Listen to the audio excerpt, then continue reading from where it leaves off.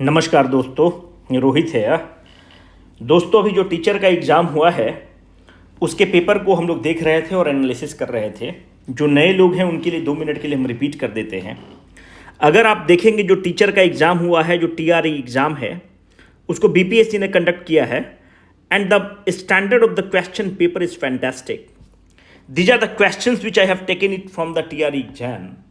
तो आप उसमें ये पाते हैं कि ये जो क्वेश्चंस लिया गया है ये ऐसा नहीं है कि जो पीजीटी जो 11th 12th का जो टीचर थे उनके लिए है, वहाँ से नहीं है। ये साइंस वाला जो टीचर थे उनका है, बिल्कुल भी नहीं है। ये जनरल स्टडीज जो पेपर है जो सब टीचर्स के लिए था, वहाँ से हमने क्वेश्चन को पिक किया है।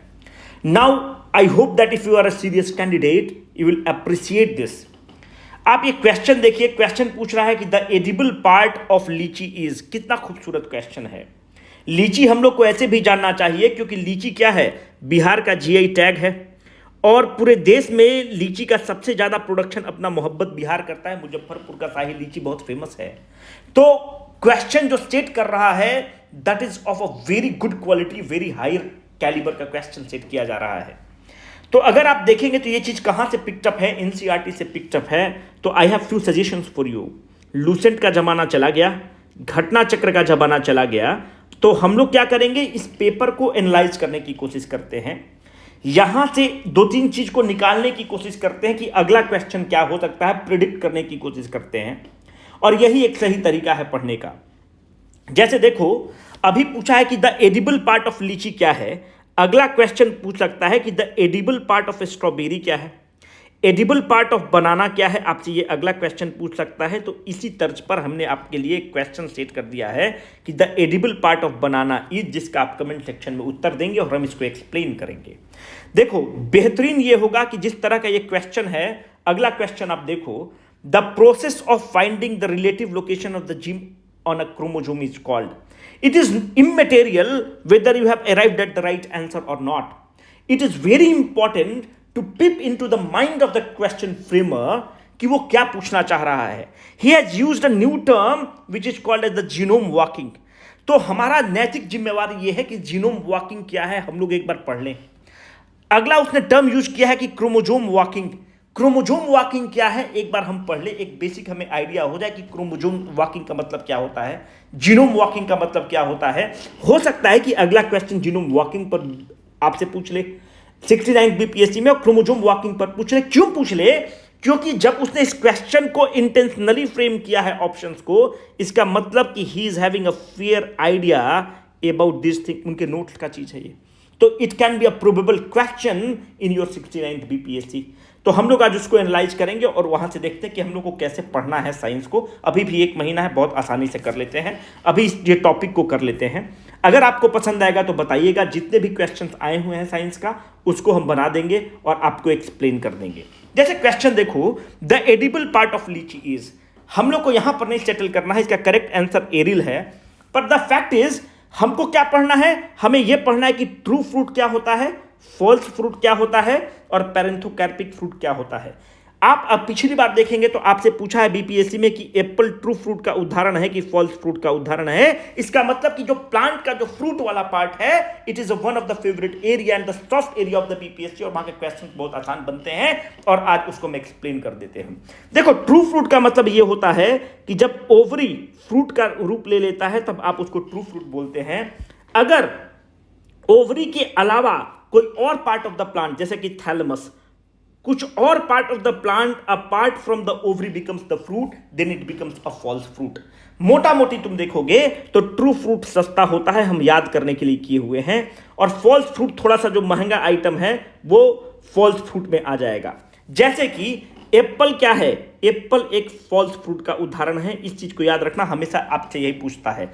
स्ट्रॉबेरी महंगा चीज है ना, बड़ा बड़ा आदमी खाएगा। स्ट्रॉबेरी, मलबेरी, ये सारा सब जो है फॉल्स फ्रूट है।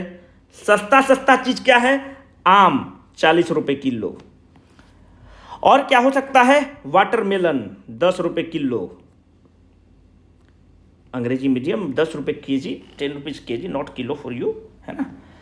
ग्रेप कितना, 40 रुपए किलो। वाटरमेलन, ग्रेप, कॉर्न, जो स्वीट कॉर्न सूप पीते हो, सस्ता आइटम है। कोकोनट, ये सारा सब जो चीज जो सस्ता है ये सारा चीज ट्रू फ्रूट में आ जाएगा। महंगा में क्या हो सकता है, आप देखोगे कि जो कैस्यू खाता है, सुबह सुबह कैस्यू खा रहा है, वो सब महंगा फ्रूट है। कैस्यू हो गया, जैक फ्रूट, ये भी एक उदाहरण है आपके लिए फॉल्स फ्रूट का। तो क्या बैठ के हम लोग सारा चीज रट जाएंगे, बिल्कुल भी नहीं। एग्जाम में क्या पूछता है, अगर आपको एप्पल के बारे में पता है तो चीजें आसान बन जाएगी, आप खटाक से निकाल लोगे। दूसरा एक प्रॉब्लम करता है पैरेंथोकार्पिक फ्रूट। पैरेंथोकार्पिक फ्रूट का मतलब होता है कि वो फ्रूट जिसमें सीड नहीं होता है, जो सीड में नहीं होगा उसको आप पैरेंथोकार्पिक फ्रूट बोलते हैं। इसका मात्र हमको यह पढ़ना है कि बनाना में सीड आपको मिलता है क्या, बनाना में सीड नहीं मिलता है। तो यूजुअली आप देखोगे कि banana is a classic example of parthenocarpic fruit. जो पैरेंथोकार्पिक फ्रूट होता है, एनसीईआरटी कहता है कि इसको वर्जिन फ्रूट भी बोलते हैं। It is often called as the virgin fruit. इससे ज्यादा हम लोग को जरूरत ही नहीं है, नीट का तैयारी नहीं कर रहे हैं। If we have a fair idea what is a true fruit, what is a false fruit, apple false fruit का उदाहरण है। और एप्पल में ओवरी तो फ्रूट नहीं बन रहा है, तो क्या फ्रूट बनता है, थैलमस जो है वही फ्रूट का आकार ले लेता है। तो हमारा काम बहुत आसान हो गया, सारा क्वेश्चन बन जाएगा। हमें एप्पल का पता है और हमें पता है कि पैरेंथोकार्पिक फ्रूट को वर्जिन फ्रूट बोलते हैं, और बनाना पैरेंथोकार्पिक फ्रूट का उदाहरण है, क्योंकि बनाना में आपको सीड्स तो नहीं मिलता है, इतना तो आपको पता ही है। नाउ अगर हम यहां पे रुक जाते हैं तो इट इज मोर और less one notch above the TRE level, जो टीचर का एग्जाम का लेवल है। Let us move one step ahead. This is the photograph which I have taken it from the NCERT. तो आप देखोगे कि एक होता है इंडोकार्प, मेजोकार्प और एपीकार्प।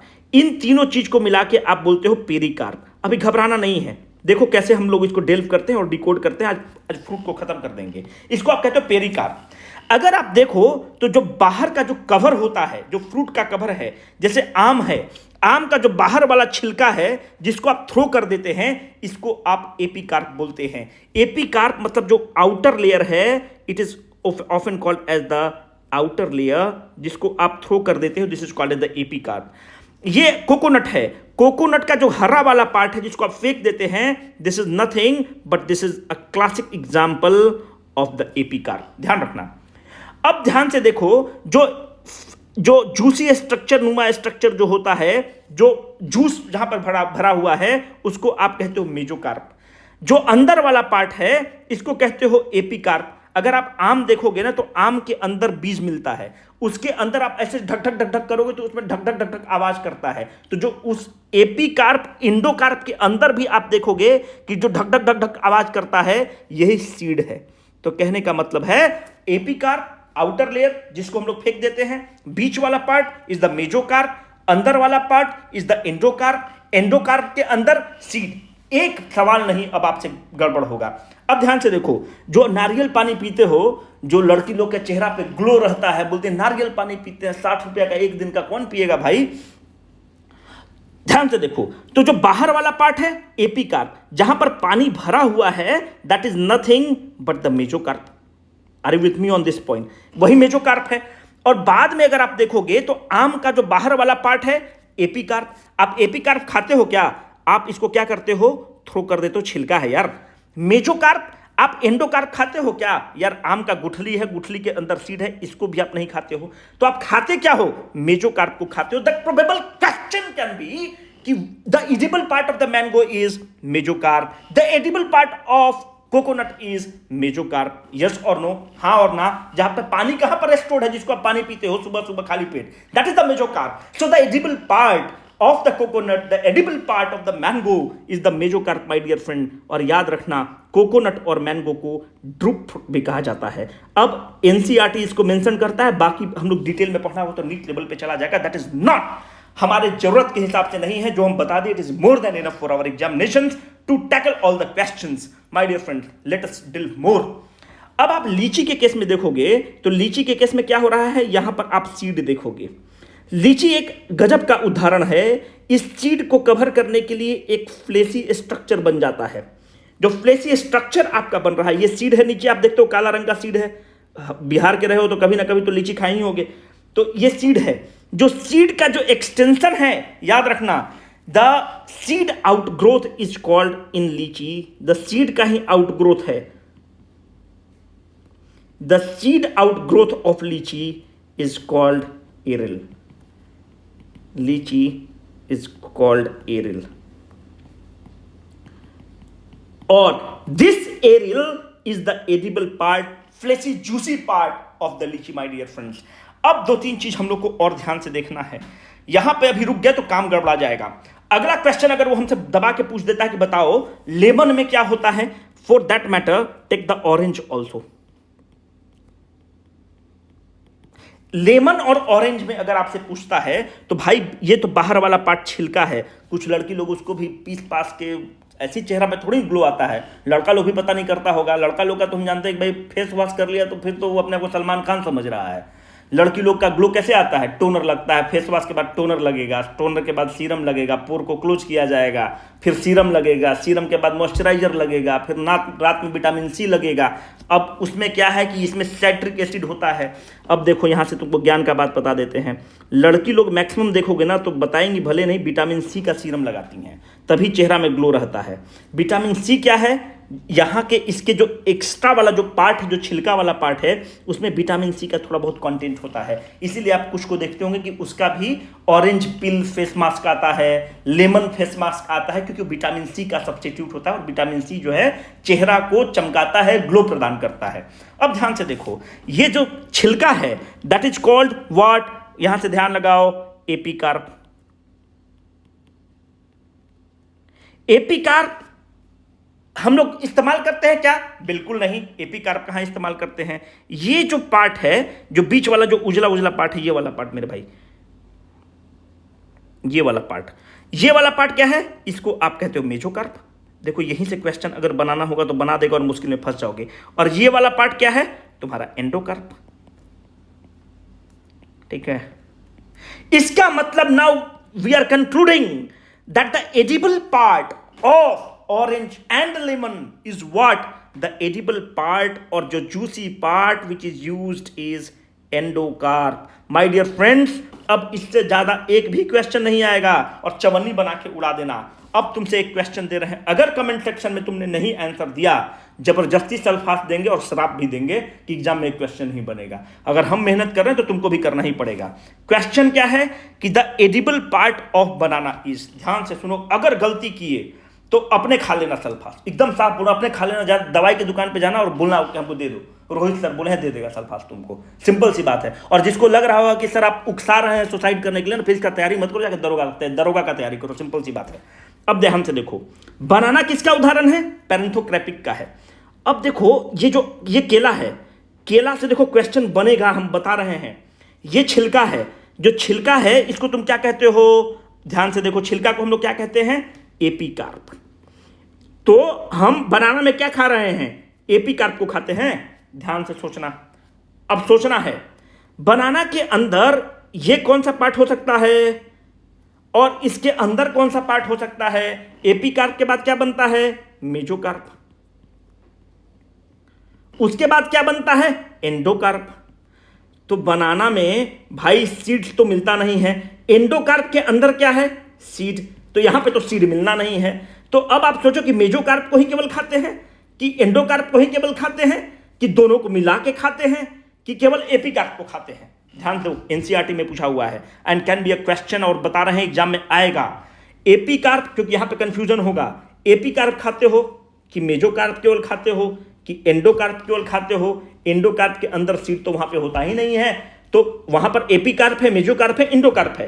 अब ध्यान से बताओ कि एपिकार्प को केवल खाते हो कि केवल मेसोकार्प को खाते हो कि केवल एंडोकार्प को खाते हो कि दोनों को मिलाकर खाते हो? कमेंट सेक्शन में बताना। नहीं बताओगे समझ लेना। अब नेक्स्ट क्वेश्चन पे देखो, इससे ज्यादा अब फ्रूट पर कोई क्वेश्चन नहीं आएगा, फ्रूट का सारा क्वेश्चन तुमसे बन जाएगा। The process of finding the relative location of the gene on a chromosome is called. देखो क्रोमोजोम से पूछ रहा है, तो क्रोमोजोम से हम लोग को कैसे पढ़ना है? ध्यान से देखो, ये सेल है, सेल के अंदर पहले अगर हम रेजोनेंस में आप लोग को बताए हुए हैं या ऐसे भी बताए हुए हैं, क्रोमैटिड होता है। भाई क्रोमैटिड कहा कि हमको ग्रोथ करना है। कोई भी अगर तुम बीसीडब्ल्यू में हो तो भी कंटेंट बना रहे हो, तो तुम्हारा इच्छा होगा कि भाई हम वीडियो बनाएं। वीडियो बना रहे हो तो तुम्हारा होगा कि भाई हम एक नया चैनल खोल लें, कुछ भी हो सकता है ना? तो ग्रोथ हर आदमी खोजता है। हम मानते हैं कि एसडीएम है तो सोचेंगे कि हम आईएएस कलेक्टर बन जाएं, कलेक्टर के बाद कैबिनेट सेक्रेटरी बन जाएं।